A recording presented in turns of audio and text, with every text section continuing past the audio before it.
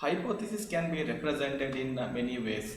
In the last module 1, we saw how to represent a hypothesis as a tuple with some constraints from attribute values and also with the don't care conditions, a mixture of attribute values and don't care conditions. So we saw how to represent a hypothesis in the form of a tuple. In this module, we will see how to represent a hypothesis and construct a hypothesis in the form of a decision tree. Okay, so decision tree is a method for approximating discrete value target functions.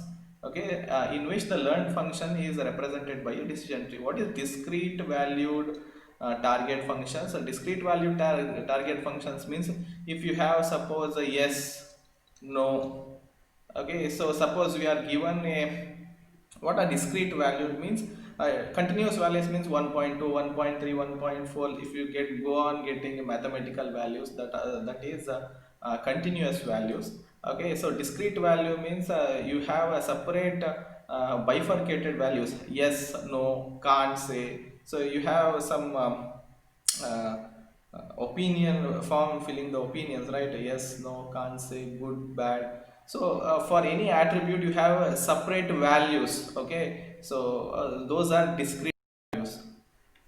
Now we can construct a decision tree whose target function final classification is discrete values, yes, no, 0, 1, like those. Okay, so the second point, learning trees can be represented, re-represented as set of if-then rules to improve human readability. Once you have a decision tree, you can represent them as if-then rules. Okay, so after if humidity equal to if temperature equal to high, then Platon is equal to yes, something like that. Okay, so we'll see the data set and also we will see that decision tree and how we can read and make use of it, their applications we will see in the next slides.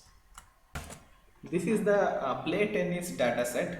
Just like in module 1, we had enjoy sport dataset. Similarly, in this module, we are making use of a play tennis dataset. It had 4 instances.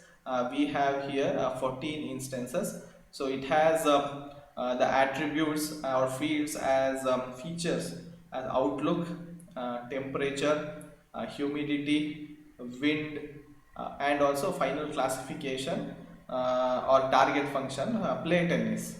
So outlook can be sunny, it can be overcast, it can be rain. Okay, 3 attribute values are there. Similarly, here in temperature, hot, mild and cool. So 3 attribute values are there. In humidity, so high, normal, only 2 are there. In wind, weak, strong, only 2 are there. And also play tennis, only 2 classification, target function, that is yes and no.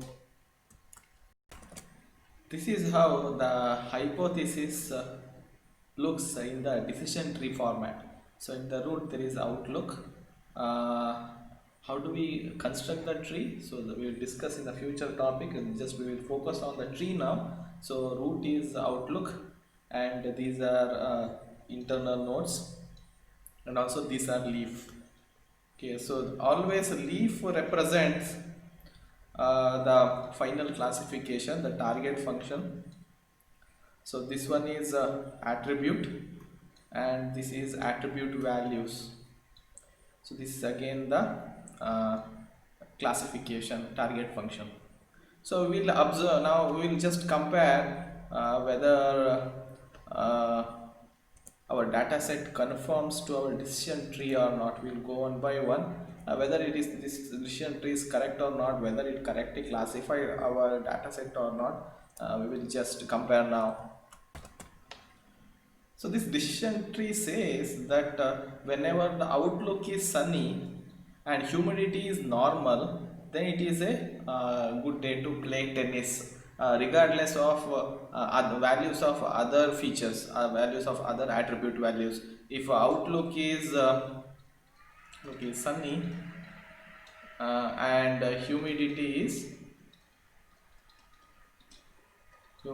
normal, so regardless of other values, the answer is yes. See, we can observe here that this equates to other attribute values are like don't care condition, which we studied in the tuple form, right? So which we studied in the tuple form, that reforms other features forms the don't care condition, and outlook and humidity forms the instances where there was some values, right? Okay, so instead of checking every don't care condition and other values in decision tree, straight away we can come to the conclusion that outlook is sunny, humidity is normal, then yes, we don't have to compare the other values don't care condition, we don't have to compare. So this is an improvement if we observe over the tuple form. Okay, so tuple means when you write the values in a line, in a single line. Okay, okay, let's see. Outlook is sunny, humidity is normal. Okay, so outlook is sunny, these are the instances whenever outlook is there are we have 1 2 3 4 5 instances. So our humidity should be normal. So humidity is when is normal, outlook should be sunny and humidity normal. So here it is high, no. It is again high, no. Okay, this is high, we have no. So sunny, we have normal, yes. Again sunny, we have normal, yes. So this classification conforms to our decision tree properly. Okay, so let's see another one. So outlook equal to sunny, humidity equal to high. So if that is the case, then the classification is no. So let's see here. So sunny we have already marked. Sunny, high, no, it's correct. So sunny and again humidity, high, no. Next here, so outlook, humidity, so again no we have. So these two are normal and we have a positive example. So if we observe here, all these classifications of sunny properly classifies our target function. So let's see now here the second thing, overcast. Okay, outlook has three attribute values: sunny, overcast, and rain. Okay, so now, so if we see overcast, outlook's value is overcast, then straight away, regardless of the values of other attribute, straight away it is yes. Let's see whether it is true or not. Okay, so it's outlook is overcast. Okay, so we have four instances overcast. Let's see, straight away it should be yes.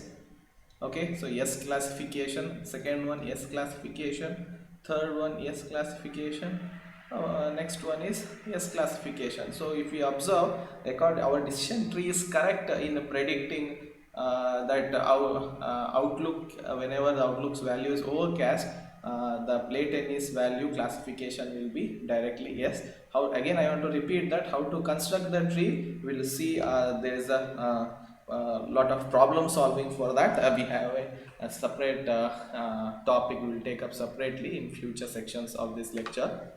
So we have been successful in predicting our overcast also. We will see the next one. So the outlook value is rain and wind is strong, then it is the classification is no. Outlook value is rain and wind is weak, then the classification is yes. That means it's a good day to play tennis. Okay, let's take the positive example first. Outlook is rain and wind is weak. We'll see that. So outlook we have rain,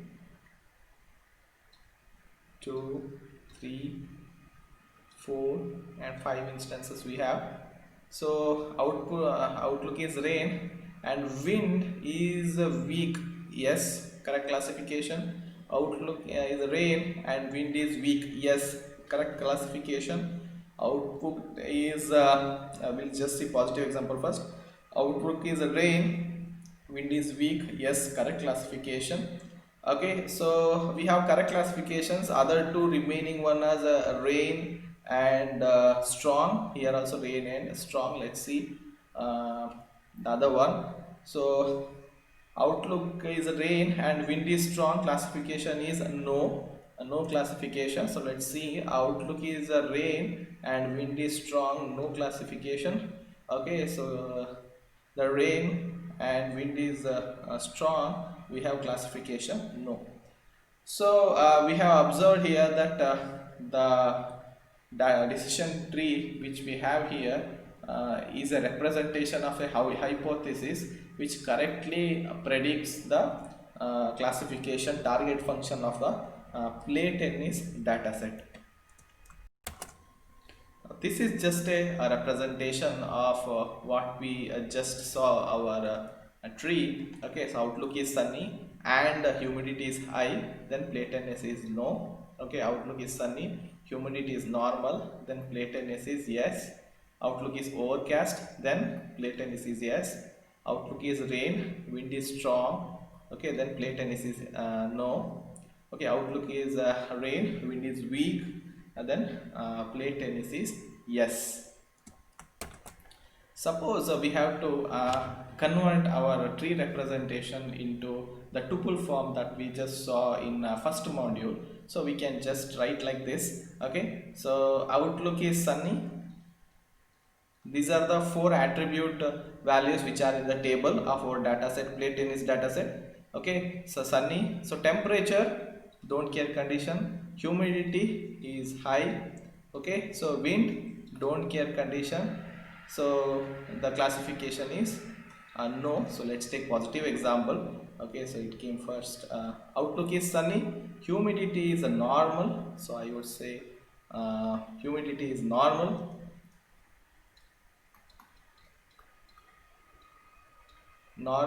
Then wind is don't care condition, it's not mentioned, that means it's don't care condition. That is, if that is the case, sunny, then yes. Okay, so this is how we can convert our decision tree form into a tuple form. So what are the appropriate problems which are better suited for decision tree learning? So first one is instances are represented by attribute value pairs. Okay, so if we look here, what is attribute? Outlook is the attribute. What is the value? Sunny is the value, overcast is the value, rain is the value. So attribute value pairs. If an instances, the data set is represented as a attribute and its value pairs, then decision tree can be can represent the hypothesis. Next one is target function has to be discrete output values. Discrete output means sun is, so separate value, sunny different attribute value, overcast it's a completely different attribute value, rain it is completely different over attribute value. So suppose you have like 1.23, 1.245, these are continuous values. Okay, so discrete value means completely separate values. So sunny, overcast, predefined values are that, those are you can say discrete values. Okay, so next one, so if decision tree can always represent a discrete output values and not continuous output values. So next one is disjunctive descriptions are required whenever you need a disjunctive description. So it suits. So disjunctive means and. Okay, okay, so you have and or conjunctive and disjunctive you have, right?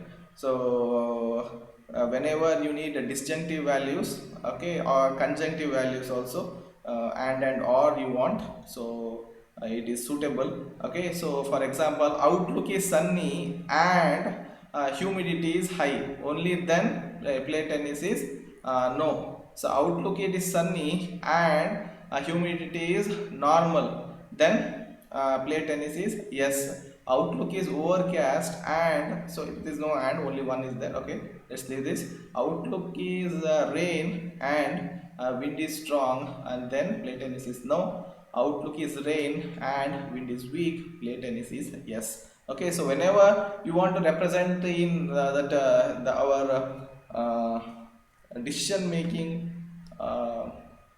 in and or form, in those forms, so we will require decision trees. Okay, so the training data may contain errors. So whenever, so we suspect that there are errors in training data, we suspect, that means does not mean that the whole data set has error, so that has to be avoided, that data set is not to be considered. But whenever you train a data, so a small percentage of errors will be there. So if this one is resistant, not resilient to errors. So why? Because suppose outlook is overcast, then the classification is yes. Suppose we have a condition where our outlook is overcast is correct, but this hot, high, these values may be wrong or missing. Okay, so if that is the case, it will not affect the output. Okay, suppose you have rain and weak, wind is weak, we know that it is a correct classification. Cool and normal, suppose these attribute values are wrong or missing, still it does not affect the classification. So we cannot say that it is completely resistant to errors, data set errors, but it is tolerant to errors, we can say like that. Okay, so in data set, training data set, whenever it may contain error, some of the attributes which do not influence the classification, or those attributes are missing, if that is the case, decision tree still works fine. Okay, so in those cases decision tree learning is very helpful.